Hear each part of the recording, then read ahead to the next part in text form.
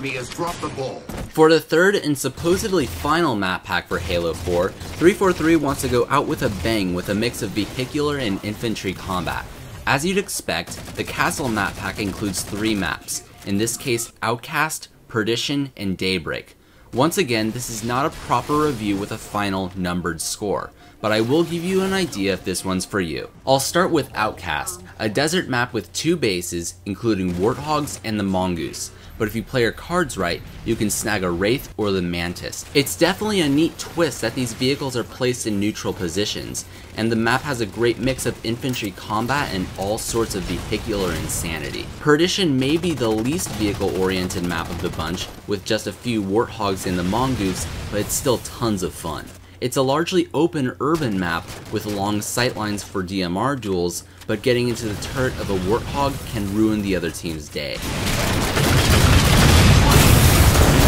It's almost reminiscent of the old Halo 2 map, Turf, but on a larger scale. The final map is Daybreak, which is for fans of classic 2-base Halo gameplay. It's symmetrical, and each base features a Warthog and a man cannon, but there's a single Banshee for each team to fight over. It's of course a devastating tool if you can get your hands on it, but more so than any other Halo 4 map, it's easy to get skyjacked and have it taken from you. The Castle playlist is 6v6 and the maps suit that niche admirably.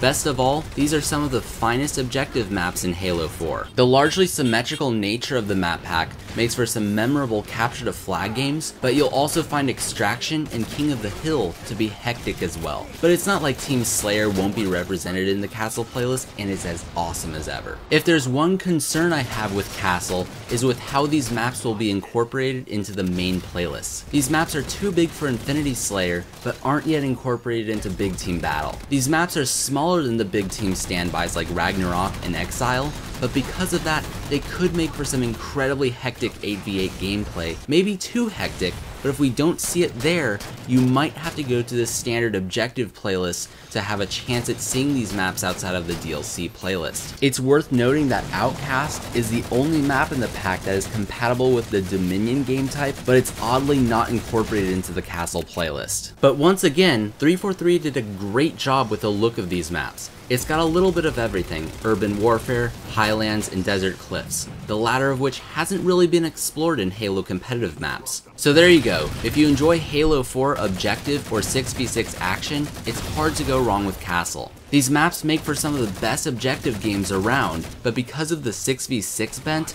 these maps could have a difficult time being incorporated outside the Castle playlist, but still a ton of fun nonetheless. Assassination! Retribution!